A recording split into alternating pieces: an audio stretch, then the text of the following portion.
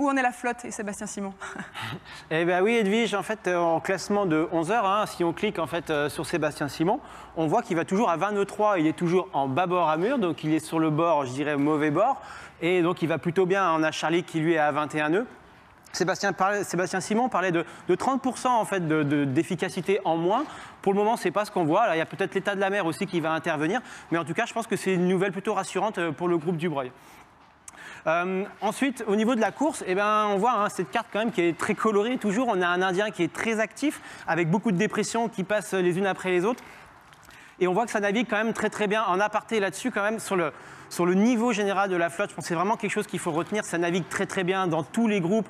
Et je dirais même, il n'y a pas de sous-groupe ou de derrière. Vraiment, la stratégie est très bonne. L'exploitation du système est très bonne. On le voit notamment, par exemple, ici. Alors, on voit aussi l'expérience hein, de Jean Le Cam, hein, qui a eu une route un peu plus nord les jours passés. Et aujourd'hui, il est en train de tirer le bénéfice un peu de son option. Il s'en sort plutôt bien là-dessus. Je pense qu'il y a eu des conditions beaucoup plus maniables. Donc, ça va bien aussi pour Jean, qu'on écoutera tout à l'heure.